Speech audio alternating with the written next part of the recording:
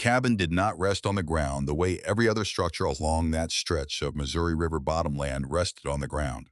It sat 10 feet above it, perched on a raised mound of bare brown earth that rose out of the flat green bottom like a low, deliberate hill where no natural hill had ever stood. Every wagon that rattled along the river road in that first year slowed at the sight of it. The men and women riding in those wagons laughed, sometimes openly, sometimes with the particular restraint of people who want to be polite but cannot quite manage it, at the strange brown rise beneath Adeline Marsh's home, while their own cabins sat low and comfortable on the rich, flat soil, with corn running unbroken to the water's edge. It was, by every measure the valley understood, a waste of the finest bottomland in that part of Missouri. On black, deep alluvial soil laid down over centuries by a river that flooded gently enough to feed the ground without, in most families' living memory, ever truly threatening to take it back. Corn grew shoulder high on that soil without half the coaxing it needed on thin upland clay. Every family who had staked a claim along that reach of the river in the years since the war had done the same sensible thing, built as close to the flat, fertile heart of the bottom as they dared, plowed to the very edge of their dooryards, considered themselves fortunate.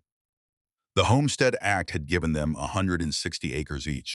The river had given them soil that made those acres worth something. It seemed, in those early years of the 1870s, like an arrangement that had no reason to end. Adeline Marsh had looked at that same rich ground in the spring of 1874 and done something almost nobody in the valley could make sense of. She had walked her 160 acres for the better part of 2 weeks with a spade over her shoulder and her dead husband's surveying chain coiled at her hip. And then she had chosen, of all the level easy ground on her claim, the one unlikely rise near the center where she intended to spend an entire season hauling dirt before she ever set a single log in place. This is the story of that mound, of the woman who built it, the neighbors who called it foolishness for a year, the trapper who understood it without needing it explained, the brother-in-law who came to talk her out of it and left unable to complete the argument. This is the story of the gray spring morning 14 months later when the Missouri River bottomland turned to standing on brown water from bluff to bluff, and every dry thing left floating in it found its way, one way or another, to her door.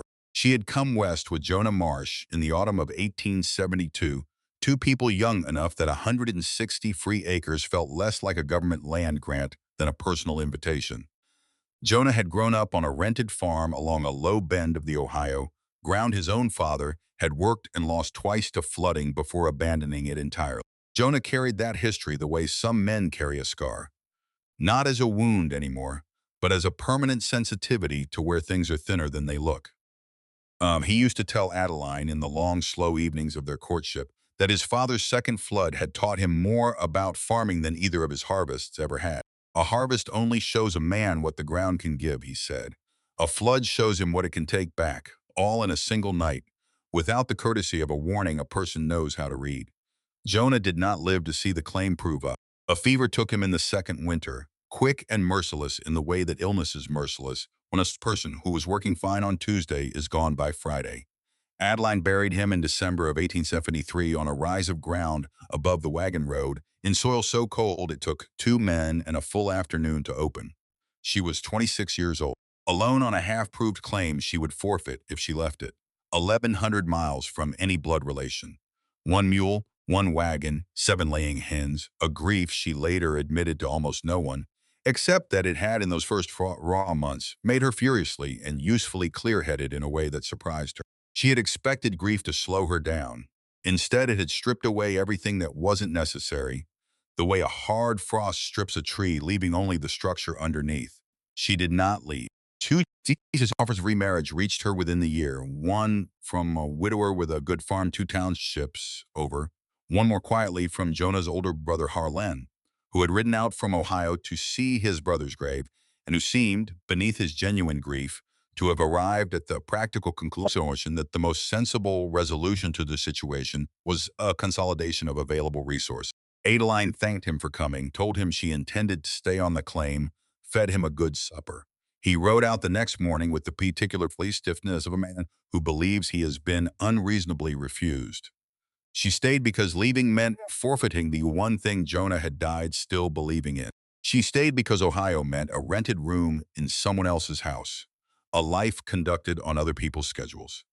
She stayed because, in the sleepless weeks after Jonah's burial, the only activity that did not feel like surrender was thinking.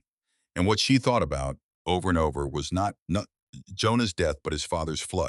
The story Jonah had told her a dozen times on their long wagon ride west, always arriving at the same conclusion, that his father's unforgivable mistake had not been the flooding itself, which no man controlled.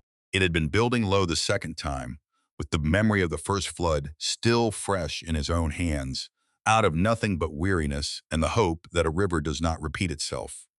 She thought about that through January through February, through the slow gray Ohio cold of that Missouri winter. She thought about it while feeding the hens, while checking the mule, while lying awake in the small hours, listening to the river move in the darkness a quarter mile off, that reasonable, steady sound. So consistent, so apparently settled in its habits.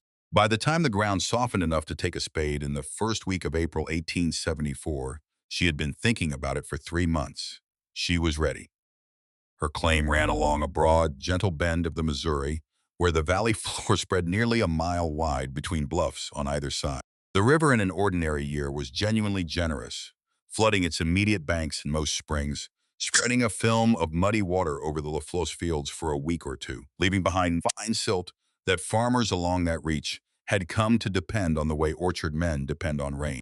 Men who had broken thin, stony ground back east looked bottom land fields and believed ultimately they had found the country that would finally make good on every promise the frontier had extended. They had not been wrong, exactly. They had simply been answered by the river's better years and had taken those years as the river's full character, what almost none of them had done. And what Adeline began doing in the first week of April was to ask the people who had been on that river longest how high the water had ever actually come. Most families had no clear answer. They had arrived after the valley's last serious high water, had only ever known the generous version. But two people gave her real answers, and she wrote everything they said in the small ledger she had carried west from Ohio. The same ledger where Joan had once recorded seed costs and field rotations in his neat, unhurried hand. She had started writing in the back of the book, working toward the middle so his pages and hers were moved slowly toward each other without yet meeting. She ran her thumb along one line of his writing. On the morning she first opened it to take notes, feeling the impression his pencil had left in the paper. Then she turned to the back pages and began. The first man was Obie Crane, a trapper who had run a line along that stretch of the Missouri since the late 1840s and who still kept his cabin on the bluff above the valley, out of the water's reach, on principle. He had seen the bottomland turn into what he called an inland sea twice in his 30 years on that river. Adeline found him on a Tuesday morning, climbed the bluff trail to his cabin, knocked and waited. He opened the door, looked at her, looked at the ledger under her arm, and stepped aside to let her in without saying anything, which she took, correctly, as a sign that he was willing to talk. He told her the worst water he had personally witnessed had stood roughly 14 feet above the ordinary summer water line. He told her this without drama, sitting across a small table with a cup of coffee he hadn't offered her and hadn't refused her either, just set between them on the table in a way that made it available. He told her the river he saw every day from his bluff was not the same river the bottomland families thought they knew. A river that behaves itself, he said finally, looking out his window at the line of blue visible between the trees, is not a tame river. It is a patient one. She wrote it down. She wrote down everything else he told her, the years he remembered, the particular look of the water in the worst of them, the color it turned when it was carrying volume from far upstream, the sound it made against the bluff space when it ran that high. She came back twice more and walked a stretch of the old slough line with him while he pointed out with his walking stick the high watermarks he remembered. Each time she took notes. Each time he accepted her presence with the same matter-of-fact tolerance, as if a young widow with a ledger asking serious questions was exactly the kind of visitor he had always found worthwhile. The second man was Amos Puttifer, who kept the Crossroads store 2 miles downriver at the settlement called Cutter's Land. Amos's father had lost a grist mill on that same river to a spring fresher in the 1850s, a loss Amos carried with the specific bitterness of a man who had grown up poorer than he should have been because of one bad week of weather 30 years before. When Adeline came in with her ledger and her questions, he did not laugh. He made her a cup of coffee she hadn't asked for, set it on the counter, and told her everything he knew. His father's mill had gone under at somewhere between 12 and 15 feet above ordinary summer level. He couldn't give her an exact number. It was 30 years ago, and his father had not been in a condition to take careful measurements while watching his livelihood float downstream. But the figure matched Obie Crane's close enough that Adeline put a small mark beside the 14-foot line in her ledger and drew a box around it. She spent the rest of April simply walking the bottomland and reading it. She walked the tree line along the old barrel slough at the far edge, and on the trunks of the oldest cottonwoods and bur oaks, she found what she was looking for. Faint water-stained bands on the bark, some old and silvered with age, some fresher. High water marks recorded in the wood by the floods everyone along that road had apparently agreed to stop thinking about. She found driftwood, gray, sun-bleached, long since rooted over with grass, caught in the forked branches of trees whose lowest limbs stood 12 feet above the ordinary summer ground.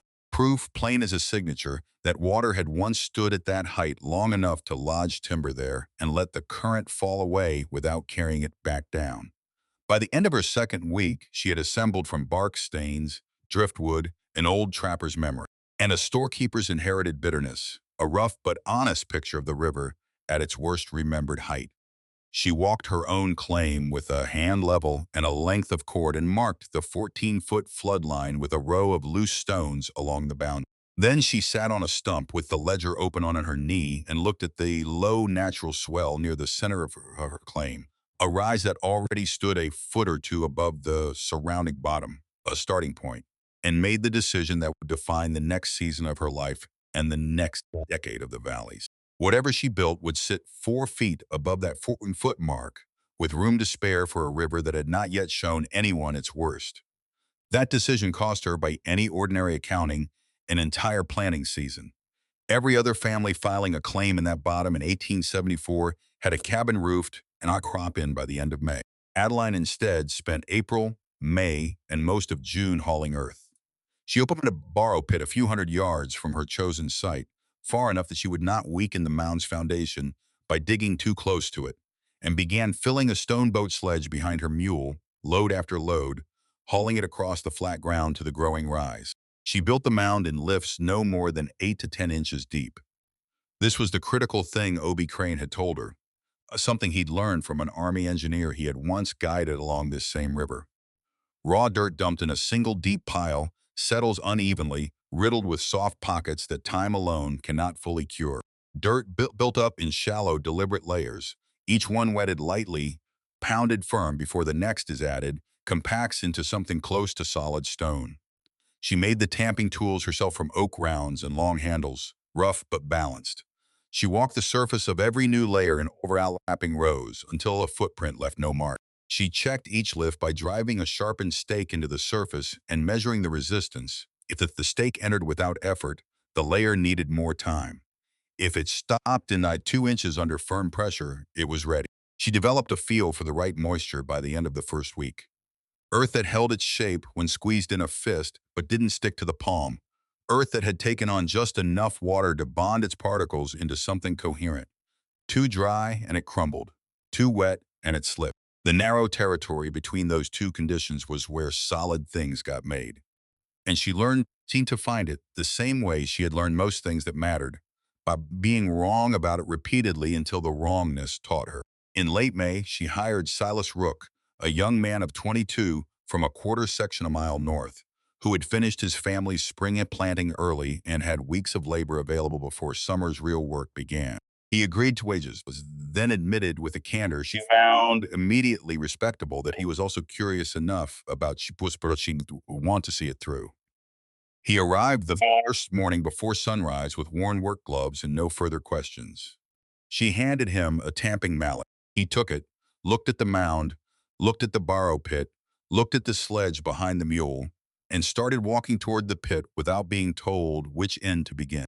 He told her once, during a water break in early June, that this was the hardest work he had ever done, harder than breaking sod, because sod at least showed a man visible progress by the hour, while tamping looked exactly the same after 4 hours as after one. She handed him the mallet back without comment. He didn't raise the subject again. One evening, near the end of May, she noticed he had been eating his supper on a stump a careful distance from her cook fire, maintaining the boundary that hired labor learns to keep around a widow's household without being told. She filled a second bowl from the pot, walked over, set it beside him, walked back. He ate it. Neither of them mentioned it the next morning. After that, he moved his stump a few feet closer without asking, and she didn't move it back. The arrangement had no name and needed none. Through June, they completed the sod facing. Bare tamped earth left exposed on a slope sheds water well enough in ordinary rain. But Adeline had watched enough summer thunderstorms turn fresh wooden ruts into gullies to know that raw dirt facing any real current would undercut itself from the base upward. She cut sod in wide strips from a stand of native prairie grass on the claim's higher ground, deep-rooted buffalo grass and blue stem, the same growth that held prairie soil through season after season without a plow ever touching it, and laid it in overlapping courses up the mound's full face, grass side out, staggered like shingles, so the roots would knit into the tamped earth and hold it the way fingers hold a fistful of soil. Along the base of the downriver slope, most likely to take the first force of any high water, she hauled flat creek stone from a gravel bar a mile upriver and laid it in a rough overlapping course against the toe. A riprap facing, though she had no engineering word for it, built on the same principle the Army used to armor levee banks, not to stop water, which cannot be stopped, but to break its force before it reaches anything it can tear loose. Wallace Cray had been the first to ask directly what she was doing. He farmed the quarter section directly downriver, flat ground running from his cabin to the willows at the river's edge, where his wife Ruth kept the finest kitchen garden in the valley. They were not unkind people. They had brought a smoked ham and pickled beans to Adeline's claim her first week there. And Ruth had sat with her at the cook fire that evening and said, with genuine warmth, that a young woman alone would want good neighbors close by. Wallace intended to be exactly that, which was why he rode over in late April, genuinely concerned, to ask what in creation she was doing with her spring. He found her standing in the borrow pit with a shovel, filling the sledge, on ground he calculated could have carried 9 acres of good corn. He asked if she meant to build her cabin on top of that pile of dirt. She told him she did. He asked why would spend a whole season hauling earth when she could have a roof and a crop inside of 2 months, building low the way every sensible family on the river had built. Adeline leaned on her shovel and looked at him steadily. She told him she intended her hearth to still be dry the day the river decided to remind everyone whose bottomland it actually was. Wallace Cray laughed, rode home, told Ruth over supper that grief had made the widow up the road go a little strange. Ruth liked Adeline and didn't want to see her mocked. But she told the story at the crossroads store that Saturday not to be cruel, only because it was strange. The valley was small, and strange things traveled. By the second week of May, the whole settlement had a name for it. They called it Marsh's Folly, said it with the comfortable authority of people who have decided something is foolish and no longer need to examine the question. Vernon Dace, who farmed 2 claims over, and who had developed a local reputation for humor at a neighbor's expense that everyone acknowledged was somewhat too consistent to be entirely good-natured, became the name most associated with the joke. He told Amos Puttifer one Saturday morning that the widow Marsh was spending her spring building a monument to a flood the Missouri had apparently decided not to send. Amos did not laugh. He changed the subject with the efficiency of a man who has a store to run and customers on every side of an argument. But he did not contradict the joke out loud either, because contradicting a comfortable joke in a small settlement requires a kind of social energy that is not always available.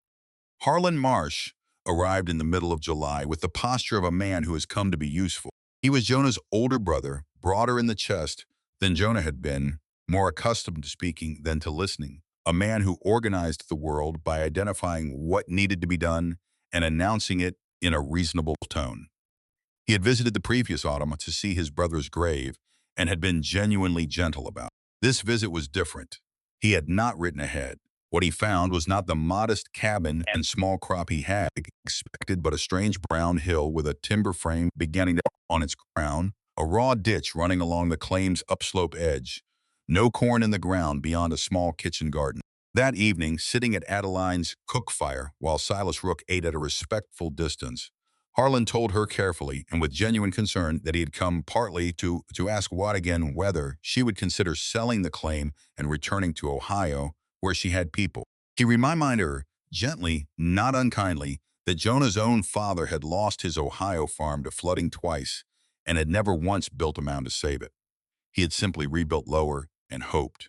Adeline listened without interrupting. She had learned the patience required to hear out worried men who loved her without yet understanding her. When he finished, she told him that Jonah's father's mistake had never been the flooding itself, which was the river's business and no man's fault. The mistake had been building low the second time, with the memory of the first flood still fresh in his own hands. Out of nothing but exhaustion and the particular human hope that a disaster does not repeat itself simply because a person cannot bear to prepare for its return. She did not intend to make the same mistake on Jonah's account or on her own. Harlan did not argue further. He left 3 days later unconvinced, but quieter than he had arrived.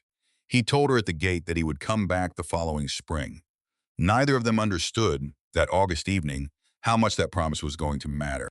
The mound stood finished by early October, 60 feet across at its base, 30 at the flattened crown, rising a full 10 feet above the surrounding bottomland, its top sitting 4 feet above the highest flood mark Adeline had found anywhere on the property. She built the cabin on top through October and into November, 2 rooms of hewn log with a stone chimney, a floor set 10 feet above the surrounding ground, a wide set of timber just up the mound's gentlest slope, built wide enough to walk a loaded handcart up when the need arose. But the mound alone had never been her complete plan. A raised island sitting in the path of moving water can still be undermined by water pooling and pressing against it from every side. So in the same long season, she cut a diversion ditch along the upslope boundary of her claim, a shallow graded channel curving out from a point above the mound, angling gradually downhill toward the old slough a quarter-mile north, with the spoil from the digging piled into a low berm on the ditch's inner lip. 2.5 acres of good cropland, given over to a drainage channel that would, in an ordinary year, carry nothing more dramatic than spring runoff. She checked the grade with a carpenter's level on a straight edge, walking the full length inch by inch to be certain the water, when it came, would go exactly where she had decided it should go and nowhere else. Wade Cray, riding past one afternoon and watching her pace the ditch for what must have appeared to be the dozenth time, called out asking whether she meant to become a ditch digger instead of a farmer. She told him a ditch dug right the first time saves a person from digging a much larger one in a hurry later. He shook his head and rode on. The mound weathered its first winter without settling, cracking, or slumping. The sod facing had knit itself into the tamped earth. By November, the roots gone deep enough before the ground froze to hold the surface solid. The spring of 1875 opened wet but unremarkable, an ordinary rise that spread its usual skin of muddy water over the lowest fields for a week before receding, and Adeline's mound sat high and dry above water that never came close to testing it. The sight of her cabin, standing needlessly elevated above a flood that behaved itself, only deepened the valley's certainty that she had wasted a season and several good acres. Vernon Dace remarked at Puttifer's store that the widow Marsh had built herself a monument to a flood the Missouri had apparently decided not to send. Amos Puttifer did not laugh. He stocked his shelves, greeted his customers, and had thoughts about his father's mill to himself. Adeline kept doing what she had always done. She farmed her flat acres around the mound, raised a respectable crop despite the ground she had given to ditch and burn. She walked the ditch line every few weeks after heavy rain, checking that it was carrying water the way she had built it to carry water, clearing any leaf litter from the outlet, resetting stones that had shifted. Silas Rook came by on occasional Saturdays, no longer for wages, only because the habit of the summer had not entirely worn off. She made coffee when he came. Neither of them called it anything. What almost nobody along that stretch of the Missouri paid attention to through the winter of 1874 into spring 1875 was how much snow had fallen across the upper reaches of the river's enormous drainage, hundreds of miles north and west, country none of them had ever seen. It had been an unusually heavy snow year across a wide sweep of the north, by every account that reached the valleys secondhand through freight drivers and traveling peddlers.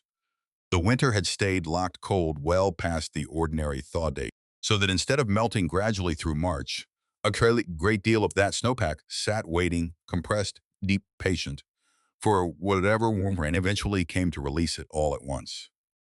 Nobody in the valley knew this in any way they could have articulated to a doubting neighbor. But Obie Crane, up in his bluff top cabin with 30 years of that river behind him, had a trapper's way of reading a season that owed less to any single fact than to an accumulation of small, half-conscious observations. A creek running higher than usual for the time of year, a color in the river's current that he had seen only twice before, a heaviness in the air through the back half of April that he could not have explained to anyone who had not felt the same thing in the same two previous springs, both of which he still remembered clearly, for reasons he did not enjoy discussing. He rode down to Adeline's claim in the last week of April. Ruth Cray, who saw him pass on the road, later said she had wondered if something was wrong with the old man himself. He so rarely came down from the bluff. He sat with Adeline at her cook fire at the mound's base and told her plainly that he could not point to any single thing and prove it to a doubting man. But everything he had seen and felt that spring reminded him uncomfortably of the worst 2 years he had known on this river. Thought she would be wise to check her ditch line and her mounds facing one more time before the season went any further. She thanked him. She walked every foot of the ditch and every yard of the sod and stone facing the following morning with the same careful attention she had given the work the previous summer. She found one loosened stone at the riprap toe and reset it. She cleared winter leaf litter from the ditch outlet. She drove stakes at 4 points along the mound's flank to check for settling. There was none worth naming. A year of weather had only made the whole structure denser, more coherent, more itself. The valley around her went on planting. Wallace Cray's corn was in by the 5th of May. Vernon Dace had his south fields seeded by the 7th. The river ran high at its banks, muddy with upstream snowmelt, but not alarmingly so. Nothing in the look of a clear morning in early May, the cottonwoods just leafing, the smoke from 6 chimneys rising straight in still air, would have told a reasonable person that anything was different from any other spring. Adeline stood at the top of her mound steps that morning and looked out over the bottomland, the flat black fields, the neat dooryards, the even rows of newly turned soil, and felt something she did not have a precise name for. Not fear, not satisfaction either. Something more like the feeling of a person who has spent a long time preparing for a conversation that has not yet begun, a particular wakeful readiness that has nowhere yet to go. The storm that broke over the valley in the first week of May 1875 did not announce itself as anything the valley had not weathered before. It came in on a Tuesday evening as an ordinary spring rain, steady, unremarkable, the kind of soaking that farmers along the river were generally glad to see after a dry stretch in late April. The kind that settled the dust on the wagon road and brought the creek up a foot by morning and made a person feel, lying in bed listening to it on the roof, that the season was proceeding correctly. The river had been behaving itself, in living memory, for 11 years. By midnight Tuesday, the rain had thickened, not with any violence, but with a blunt, unhurried persistence, a low, black, slow-moving system that seemed to more than one family lying awake past 2 in the morning to have simply stopped moving overhead entirely. As if it had found the valley and decided it was sufficient, Adeline lay in her cabin and listened to it change. She had been a light sleeper since Jonah died. Grief peels away the insulation between a person and the world, leaves the nerve too close to the surface to ignore much. She heard the rain thicken at midnight. She heard it thicken again near 3.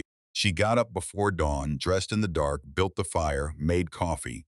She carried a cup outside and stood on the top step and looked at the sky. There was nothing to see. The sky was simply gone, replaced by a flat black ceiling that showed no variation, no thinning at the edges, no suggestion of movement in any direction. The diversion ditch was already running. She could hear it from the top step, a low particular sound she had learned to distinguish from ordinary drainage because she had dug that channel herself and knew what it sounded like at different water speeds. It was running faster than she had ever heard it run. She went back inside, sat at the table with the ledger open in front of her, not writing, just sitting with it. Jonah's handwriting showed through faintly at the front of the book where his pencil had pressed hard enough to leave an impression in the pages below. Seed costs, field names, the dimensions of a root cellar they had planned together and never built. She turned to her own pages in the back and read the numbers she had written: 14 feet, 4 feet of margin. Total 18 feet above ordinary summer water. The floor of her cabin above the highest mark she had found anywhere on this property. She had chosen that number on a stump in April of 1874 with no company but a ledger and her own arithmetic. She had spent a year being laughed at for it. She closed the book, finished her coffee, went to check the mound. It rained through all of Wednesday. Not a pause, not a lightning, not the brief kindness of a break between bands, a hard, gray, ceaseless downpour that turned every wagon road in the valley to standing mud and sent the smaller creeks feeding into the bottom from the surrounding uplands roaring over their banks by mid-afternoon. The creek that ran along the north edge of Adeline's claim, the one her diversion ditch emptied into, went from a clear running channel to a brown churning by 2 o'clock. She walked the full length of her ditch twice that afternoon, rain coming down steady on her shoulders, checking the outlet for blockage, checking the berm for any sign of overtopping, resetting a stone at the riprap toe that the morning's flow had nudged a hand's width out of position. The ditch was doing exactly what she had built it to do. The volume it was carrying away from the mound's base would have pooled directly against the downslope stone, fading without it. She stood at the outlet point and watched the water pour into the swelling creek and understood, with the same cold and particular clarity she had felt sitting on a stump in April of the previous year, that this was not an ordinary storm. She went back up the mound steps and looked at the Missouri.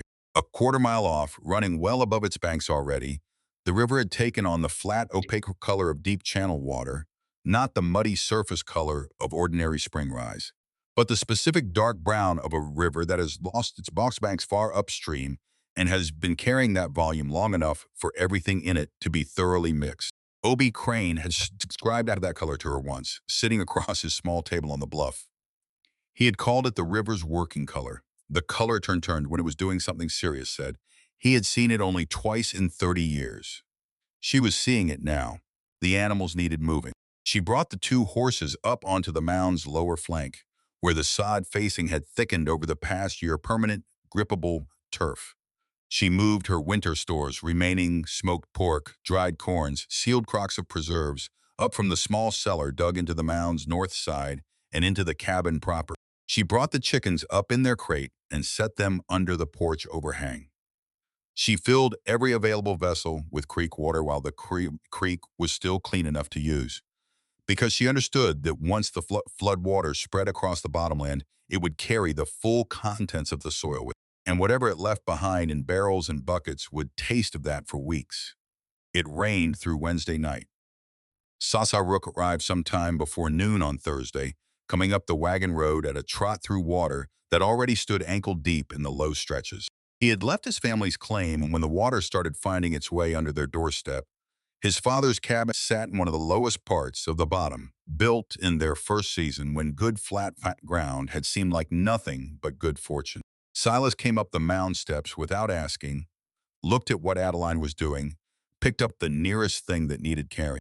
They worked through the rest of Thursday without talking much, which had always been their natural register, moving what could be moved, checking what needed checking, watching the water rise in the bottomland below with the steady incremental certainty tide that has committed to a direction. By Thursday afternoon, the Missouri itself had begun to rise, not in its ordinary gentle pushing fashion, but with a speed that alarmed people who had lived beside moving water all their lives. The river was coming up nearly 2 feet between morning and afternoon, by Amos Puttifer's later account, and the smaller creeks and the old slough running along Adeline's upslope boundary were carrying more volume than any living person in the valley had watched them carry. The water spread from every low channel across the flat bottomland in a sheet, moving faster than it looked like it was moving, the way flood water always moves faster than it looks like it is moving, until a person tries to walk against it and discovers the truth. By Thursday evening, the bottomland had begun to disappear. The lowest fields went first. The sections closest to the river's ordinary banks, the ground that in every good year produced the finest corn in the valley. Wallace Cray's south rows went under before supper. The water crept toward his dooryard with the patient persistence of something that has no opinion about obstacles and no schedule to keep. From the top of Adeline's mound, she could see the light in the Cray cabin still burning, a small warm square in the gray dark, and she watched it without being able to do anything useful about it yet. The current along the submerged road was still moving too fast to navigate safely in the skiff. She had to wait. Waiting, when she could see where the light was and knew what was happening around it, was the hardest work of the night. She lit her own lamp and set in the east-facing window. Then she went outside, took the pole she had set in the mound's highest point the previous autumn, a lightning rod, ordered from a catalog by Jonah before he died, installed by Adeline herself in September, and tied her brightest lantern to its top, filled it with the last of her coal oil, and watched it throw its light out across the darkening bottomland in every direction. A single fixed point in a landscape that was losing every other fixed point it had ever possessed. Silas stood beside her while she did it. He said nothing.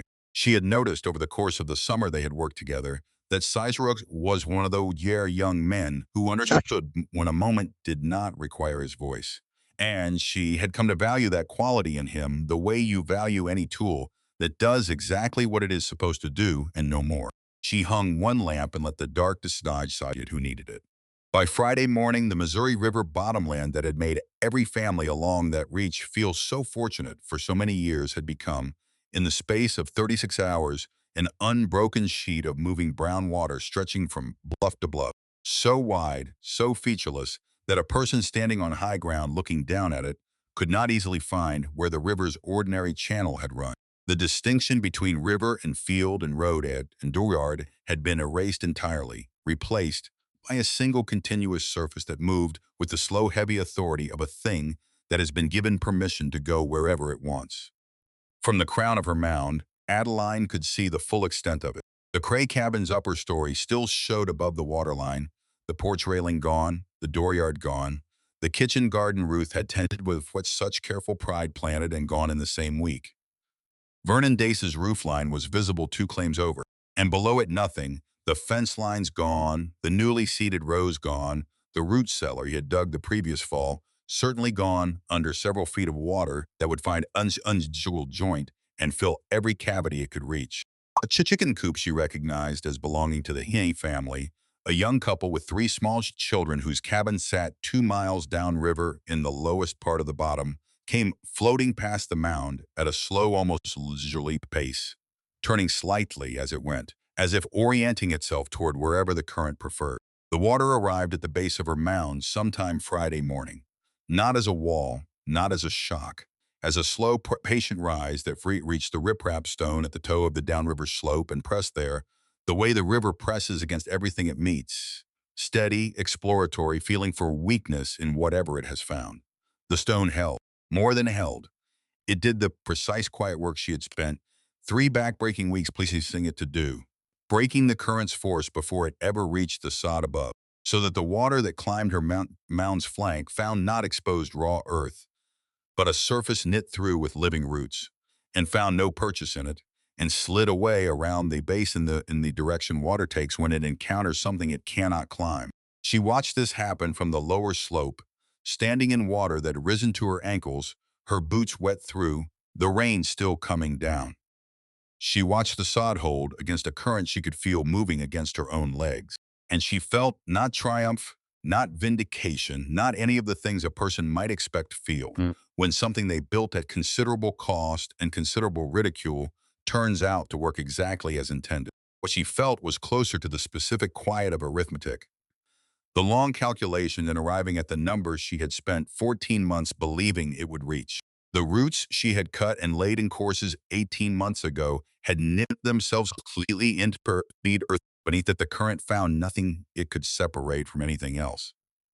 The whole face of the mound had become, over a winter and a summer and the dry months between, effectively one continuous thing. She climbed back up the steps, changed her boots, put wood on the fire, went back out to watch the water, kept rising through Friday morning, through Friday afternoon, into Friday evening, rising not with any acceleration, but with the same steady, unhurried increment, an inch per hour sometimes, too, that suggested something vast and far away was still releasing itself into the watershed and would not be done for some time yet.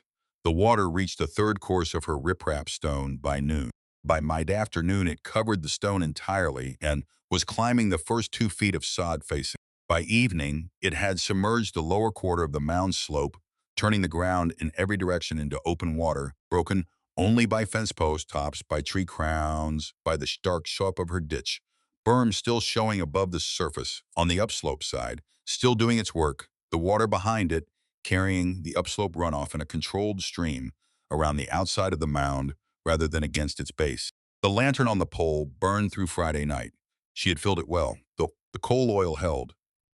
Late Friday night, once she judged the main crest still climbing, but the current along the submerged road slowed to something manageable, she told Silas they were going out in the skiff. He had already put on his coat.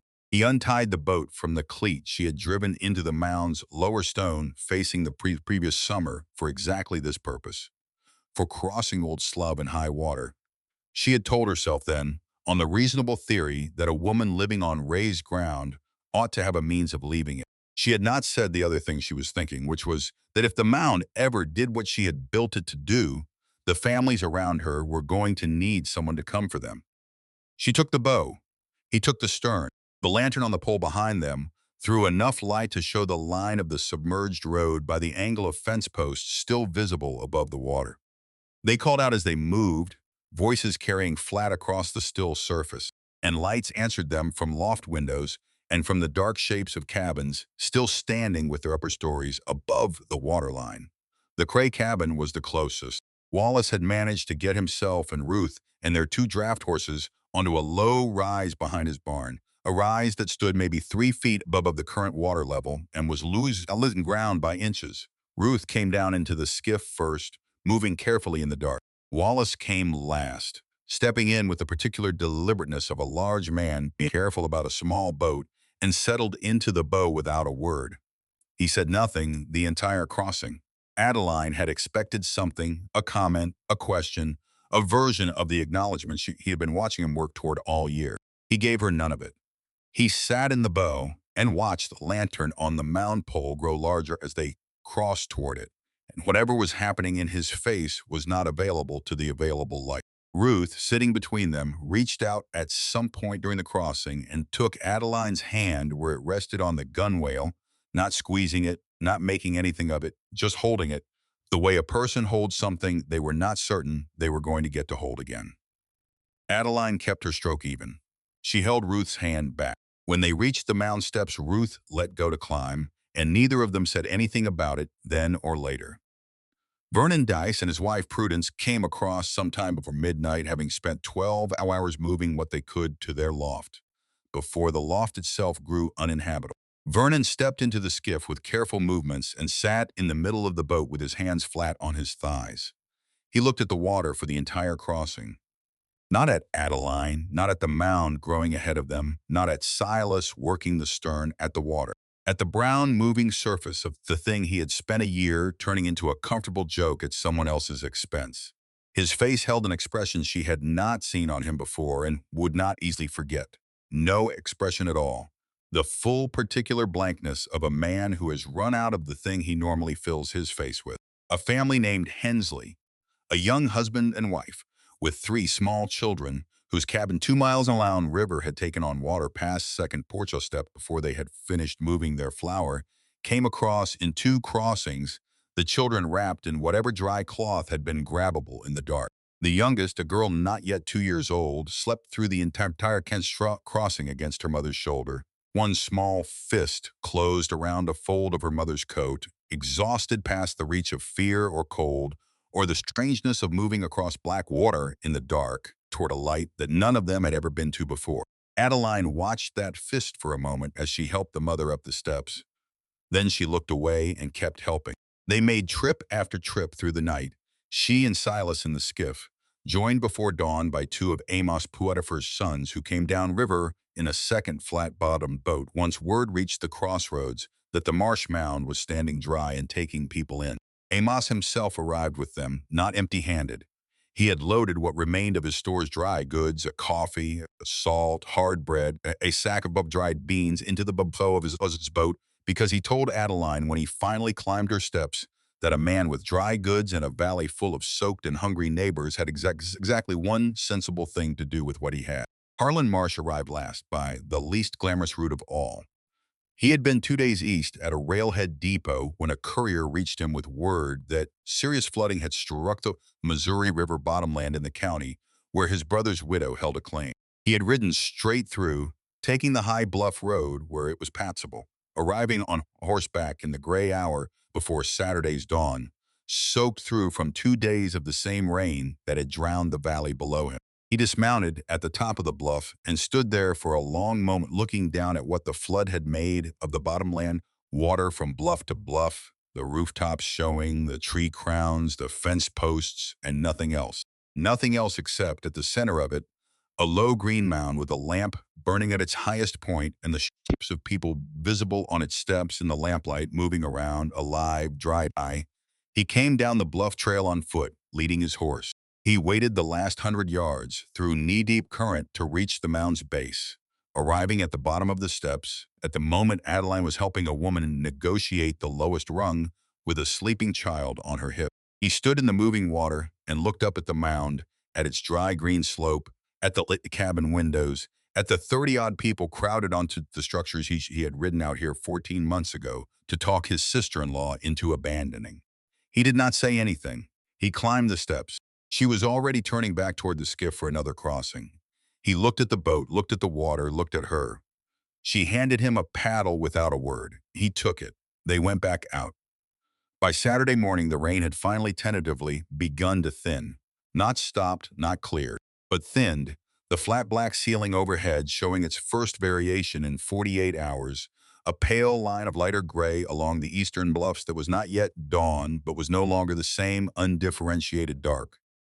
The water in the bottomland showed no sign of receding. It had crested some time in the night at a height that came, by Adeline's later measurement against the driftwood marks she had found 2 years before, within a foot and a half of the highest line Obie Crane had ever seen this river reach in 30 years on its banks, higher than the flood that had taken Amos Putfer's father's mill, higher than any water the valley's living families had personally witnessed.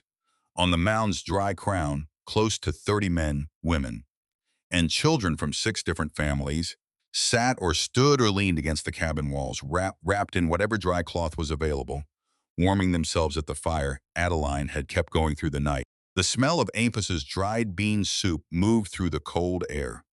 One of the Hensley children had fallen asleep on the porch boards with his cheek against the chicken crate. And nobody had moved him because he was warm there, and the chickens had stopped minding. The lantern on the pole was still burning, pale now against the growing light of early Saturday morning, the coal oil almost gone, the flames steady and small. It had burned through 2 full nights. It had been visible, Amos told her later, from the crossroads store a mile and a half away, a fixed point of light in a mile of dark water in every direction, the only thing in the bottomland that had stayed where it was put. Adeline stood at the mound's eastern edge and looked out at the valley, at the water stretching away in every direction to the bluffs, at the roof lines showing above the surface, the Cray roof line, the Dace roof line, the peaked shape of the Hensley barn 2 miles downriver, still above water but barely, at the fence posts and tree crowns, and the particular debris of flood leaves on the surface of itself. Fence rails, a wooden bucket, something she could not identify from this distance that moved past slowly in the current, and then was gone. The fields where the Valley's families had planted in the first week of May were somewhere beneath that surface, invisible, dissolved in the same brown water that had turned the river from a neighbor into a fact. She was not glad. She had never wanted to be right about this. Being right about a flood is not the same as being glad one came, and anyone who could not hold those two things separately in their mind had never understood what the mound was for in the first place. She had built it because the river was what it was, not because she wanted it to be what it was. The distinction seemed important to her. It had always seemed important. Silas came to stand beside her, close enough that she could hear him breathing in the quiet after the rain. He had been awake for the better part of 2 days. She had been awake for the same. He looked out at the water, and then at the mound beneath their feet, and then back at the water. He asked her something he had been holding since the night of the worst crossing, when they had been out in the skiff in the dark wrinkle with the lantern at their backs and the water moving under them. How she had kept going the previous summer when the whole valley was laughing at her. Not for the practical reason, for the other thing. She thought about it for a moment, her eyes on the water. The tree doesn't know it's the tallest one standing, she told him, until the storm is over. He nodded once, as if this confirmed something he had already mostly worked out for himself. And they stood together at the mound's edge in the early gray light of Saturday morning, while the water held its crest below them, patient and without opinion, waiting for the rivers to decide it was finished with this part of the valley and ready to move on. The rain stopped completely sometime Saturday afternoon. By Saturday evening, the waterline on the mound's lower stone had dropped 2 full inches. By Sunday morning, it had dropped 8. The Missouri's River was receding, incrementally, without any particular drama, the way it had risen. And the valley began to emerge from underneath itself in the same sequence it had gone under. The fence post tops first, then the upper rails, then the shapes of barn roofs appearing like islands, then the higher stretches of the wagon road, dark mud showing between the remaining pools. The water finished retreat on Tuesday. 5 days after it had arrived at the base of Adeline's Mound, the Missouri River bottomland re-emerged from underneath itself, slowly, without ceremony, the way any large thing withdraws when it has made its point and has no further interest in the argument. The fields came back dark and scoured, the topsoil rearranged by the current into unfamiliar patterns. The carefully turned rows dissolved into a flat mud surface that bore no resemblance to the ground anyone had planted 2 weeks before. Fence lines reappeared at odd angles, some posts still standing, some leaning, some simply gone. The kitchen gardens were gone entirely, not flooded, not damaged, but absent, the soil that had held them carried somewhere downstream to be deposited against someone else's fence, or in the bend of some creek none of them would ever see. Debris lay across the entire bottomland in the particular randomness that moving water imposes on whatever it carries. Fence against tree trunks, washed up in the middle of a field. The door of a root cellar standing upright against a fence post it had never been near before, propped there by the current, as if placed by a person with a strange sense of order. The Cray cabin had taken water through the ground floor. Everything Wallace and Ruth had not managed to get into the loft in the hours before the water came, furniture, stored grain, the winter supply of firewood, neatly stacked beneath the porch overhang, had been submerged for 4 days. The furniture was salvageable, mostly. The grain was not. The firewood was soaked through and would take weeks to dry enough to burn. The root cellar they had dug the previous fall was full of silt to a depth of 2 feet, every vegetable and preserve jar inside it ruined, the walls themselves still weeping mud through the cracks in the stone facing. The day's claim had fared similarly. The Hensley cabin, 2 miles downriver in the lowest part of the bottom, had taken water past the windowsills on the ground floor and would need to have its lower walls entirely disassembled and rebuilt. The logs had been submerged long enough that the chinking between them had washed out completely, leaving gaps wide enough to push a hand through, and the floor planks had warped beyond salvaging. The family stayed with Adeline for 4 days after the water receded, the 3 children sleeping on her floor while their parents drove back and forth to their claim each day to assess what could be saved and begin the work of pulling apart what could not. Adeline's mound stood untouched. The cabin floor was dry. The firewood under the porch eaves was dry. The chickens were alive and had, by Wednesday, resumed laying with the serene indifference of creatures for whom a major flood constitutes an inconvenience rather than a catastrophe, provided their crate remains above the waterline.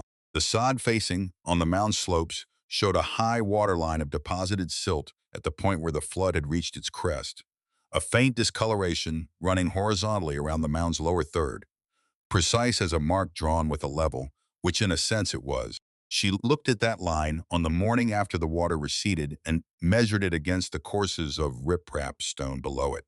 The flood had climbed 4 courses up from the toe. The stone had held all 4 of them without shifting. Wallace Cray came on the Wednesday after the water receded.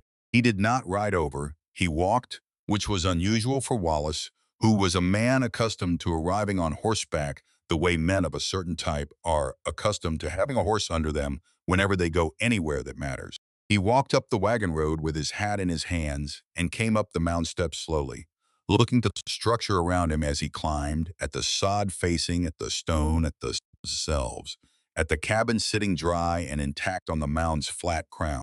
He stood at the top for a moment without saying anything, looking out at his own claim visible in the distance, the dark scoured fields, the waterlogged cabin with its sagging porch.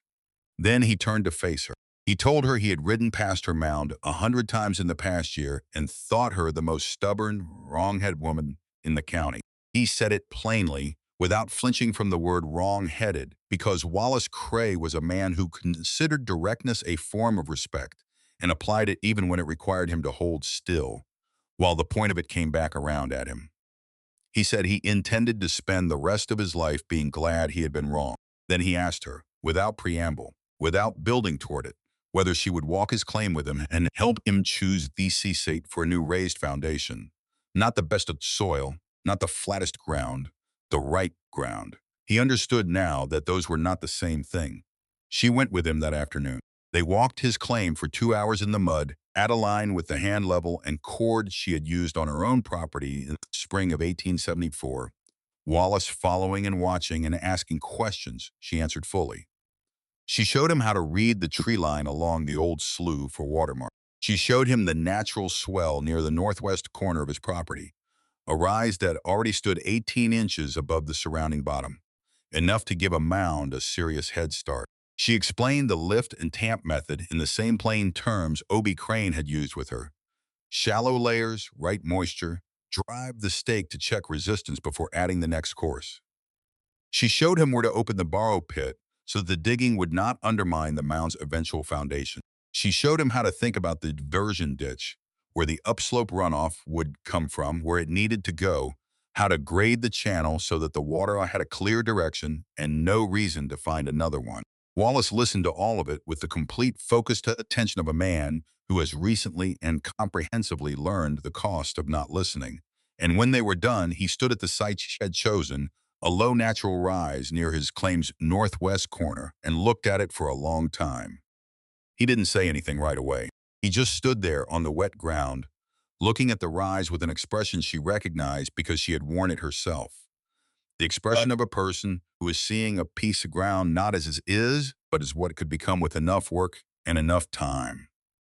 Ruth Cray came to the mound 3 days after Wallace's visit. She came the mid-morning with a jar of pickled beans from a batch she had put up the previous summer and stored in the loft of one of the few things that had survived the flood intact, she said, which seemed like the kind of irony the flood had distributed generously across the whole valley. She set the jar on Adeline's table and stood in the kitchen doorway for a moment, looking at the room, at the dry floor, at the coffee pot on the stove, still warm, at the ordinary, undamaged, intact, and outside of a home that had been through the same flood everyone else had been through and had come out the other side exactly as it had gone in.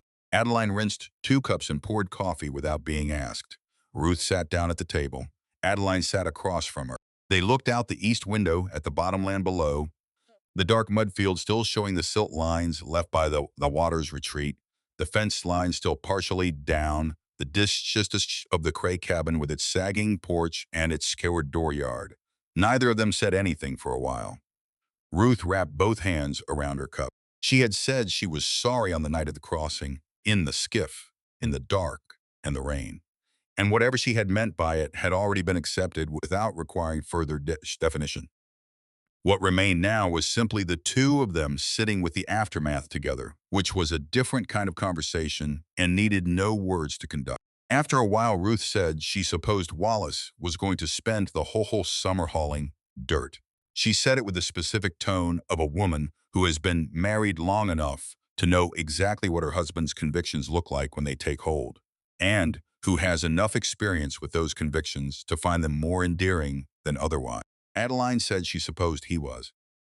Ruth looked out the window at the bottomland for another moment. Then she said she guessed she'd better put in a bigger kitchen garden this year, since they were going to need to plant somewhere they hadn't planted before. Her voice was even and practical, the tone of a woman already moving past the loss toward the specific work the loss required. Adeline thought that was probably the truest thing Robert Cray ever said to her. Vernon Dace came on a Saturday in late June, alone. He came without his wife, without explanation, without any of the social scaffolding a man like Vernon, usually erected around himself before approaching a situation he found uncomfortable. He came up the mound steps with his hat on, which was not how a man arrived at a woman's door with good intentions, and then took it off when he reached the top, which was, and stood there in the sun with it in his hands, looking at the mound's crown and the cabin and the flat top of the structure that had been the subject of a year's worth of his public entertainment. He didn't apologize. She had not expected him to. Vernon Dace was not a man built for apology. In the conventional sense, the architecture required was simply not there. What she had instead was a kind of blunt accountability that expressed itself through actions rather than statements, which was not the same thing as apology, but was in its own way honest.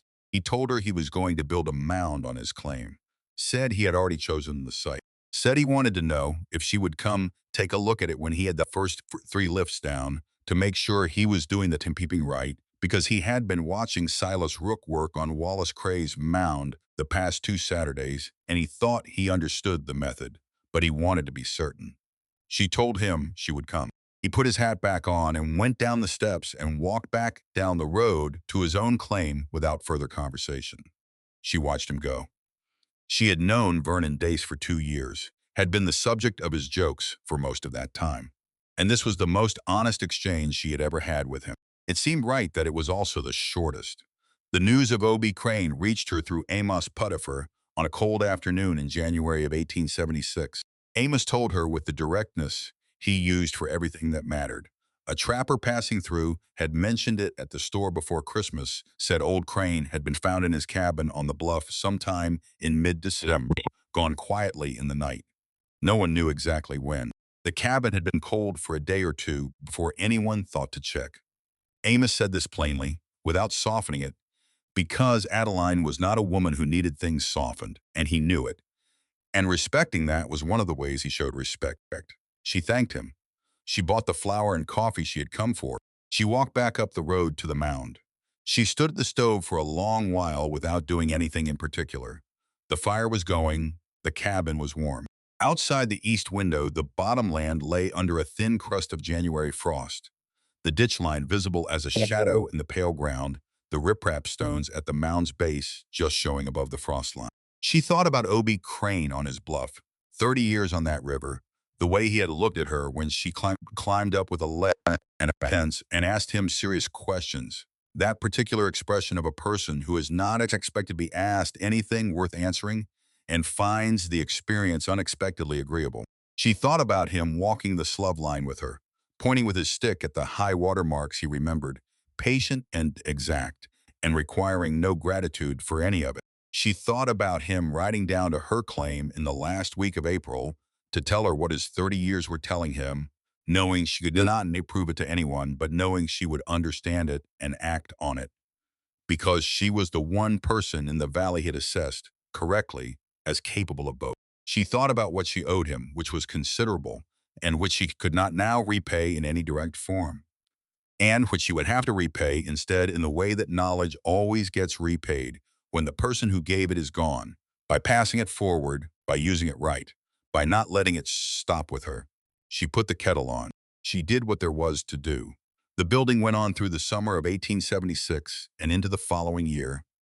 Wallace Cray's mound rose through June and July, Silas Rook helping on weekends, the lift and tamp method proceeding with the same patient, unglamorous labor it always required.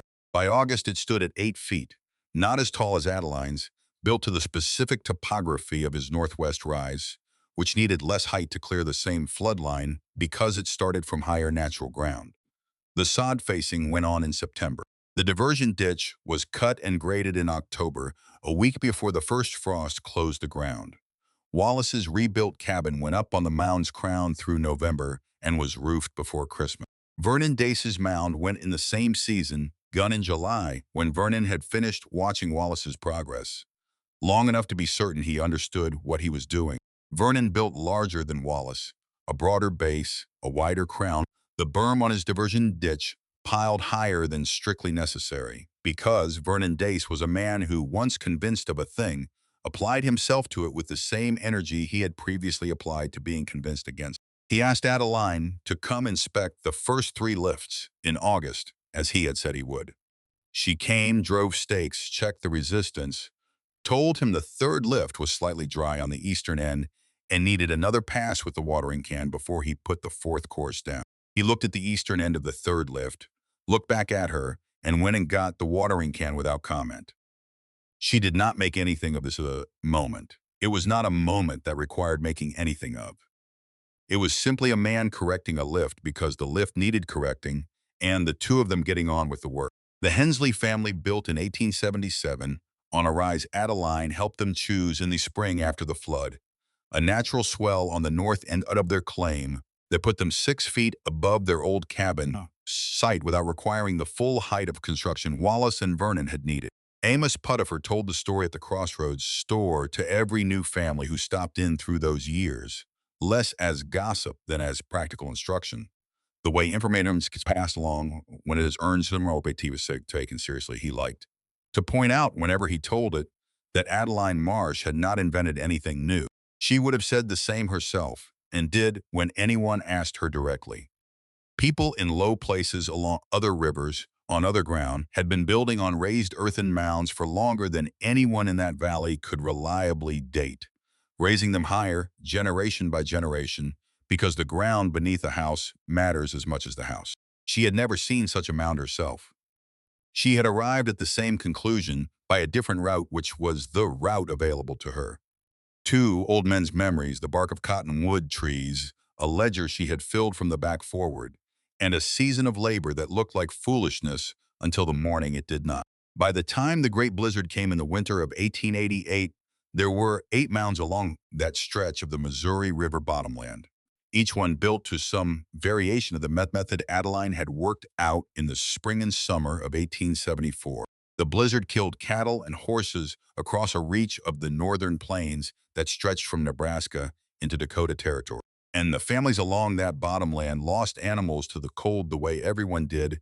There is no engineering solutions to a blizzard that drops 3 feet of snow in 36 hours and drives the temperature to 30 below. But the stored grain stayed dry. The root cellars stayed sealed. The equipment and seed stock and winter provisions that represented each farm's ability to survive and plant again in spring remained intact on their raised, dry ground, while the snow melt in March ran off through the diversion ditches and controlled channels. Rather than pooling against foundations and finding its way through every crack and joint in the lower wall, they lost a hard winter. They did not lose its spring that followed it. Silas Rook had built his own mound in 1882. On the quarter section he finally filed after years of helping build other people's. Father, who had spent the flood of 1875 in a loft with water at the second-story window, stood and watched the first lift go down on a Saturday morning in May of that year and said nothing for a long while. Then he told his son that he understood now what the boy had been doing all those summers, that he was glad he had done it.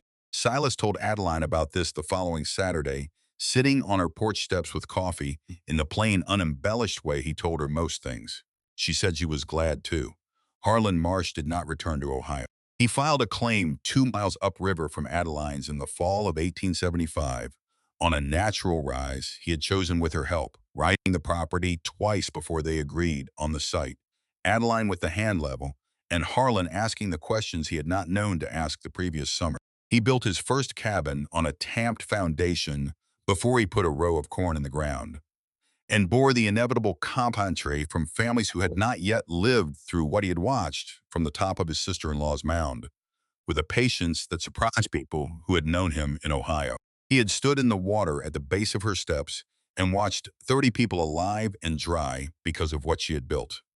And that kind of knowledge leaves very little room for impatience with people who simply have not learned yet what you have learned.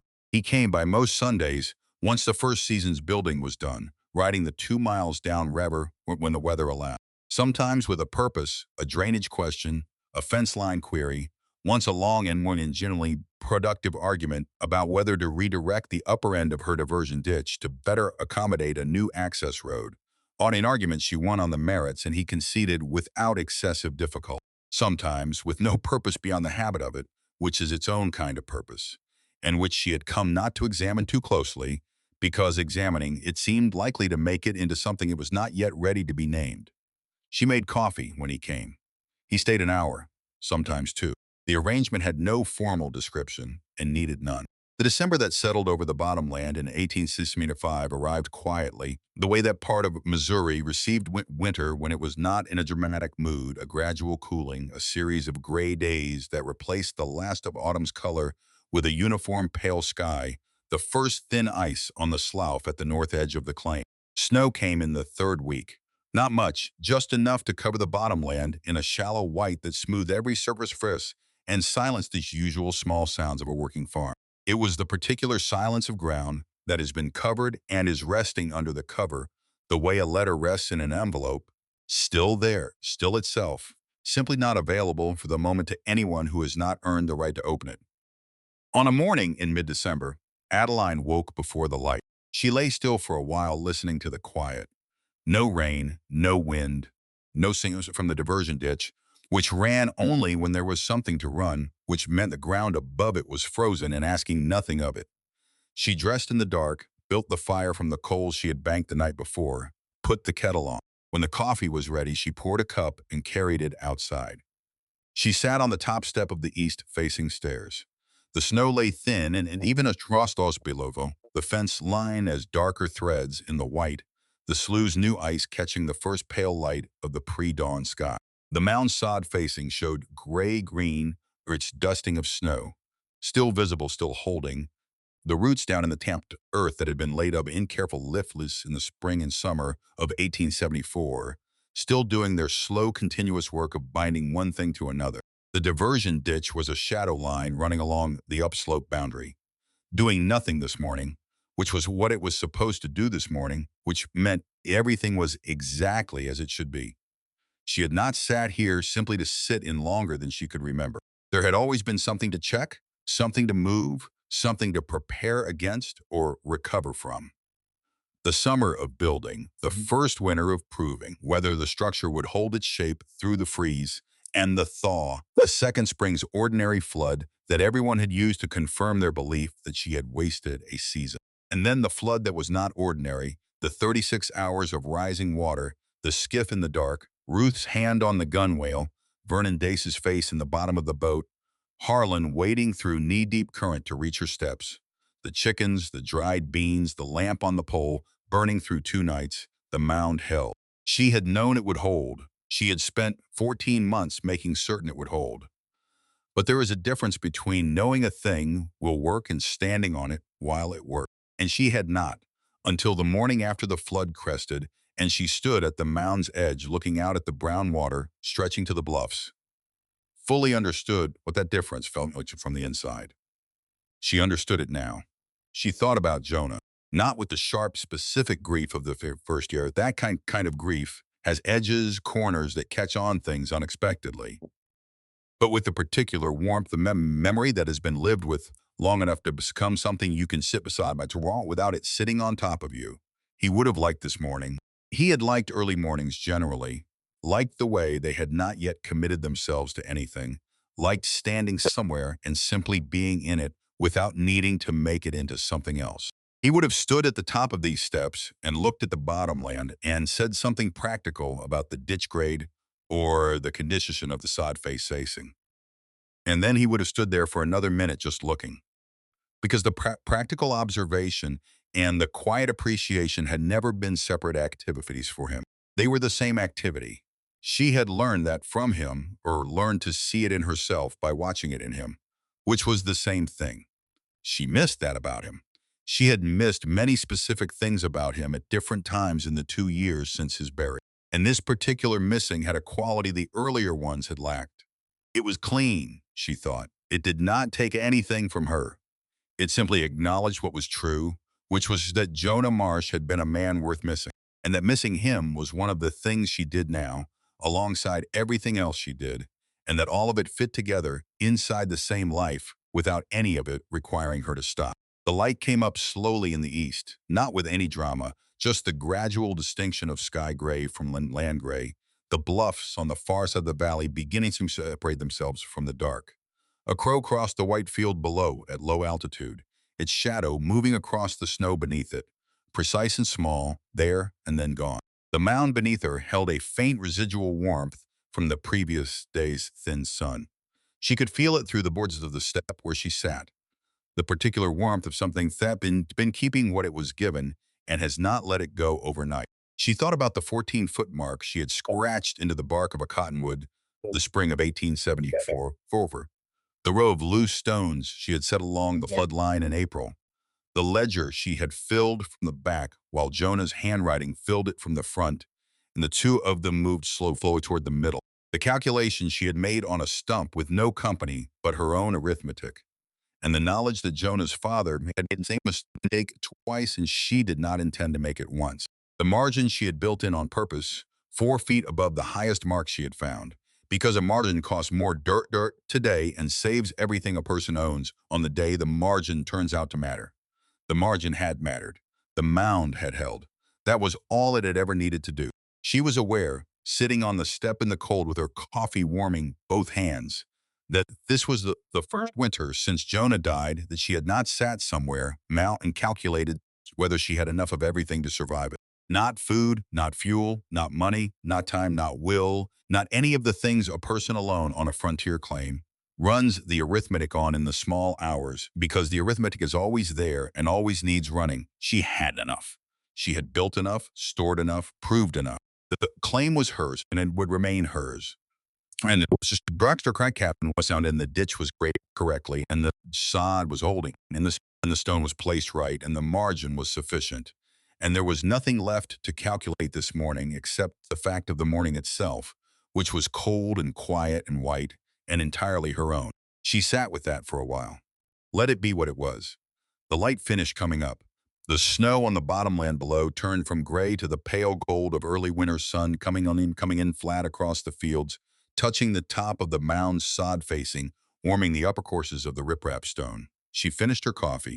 She looked at the valley for another long moment, the fields under their snow, the fence lines, the distant roof line of the Cray cabin, sitting now on its own raised ground, dry, ready for whatever the river decided to do next. She set her free hand flat on the step beside her. The wood was smooth under her palm, worn already by 2 winters of use into the particular smoothness of timber that has been handled regularly by the hands in the same motion, a smoothness that is not the smoothness of new wood, but of wood that has been used, that has done what it was made to do and shows it. She had cut this timber herself from the stand of oak on the claim's high ground, notched each tread with the same attention she had given the mound's first lift, because a step that fails in the dark when a person is carrying something is a serious matter. And she did not build serious things carelessly. The wood was cold on the surface. Underneath the cold, barely there, was the warmth the timber had kept from the sun, patient, particular, the warmth of something that holds what is given and does not let it go until it has to. She pressed her palm flat against it, held it there. Then she stood, lifted her cup, and went inside.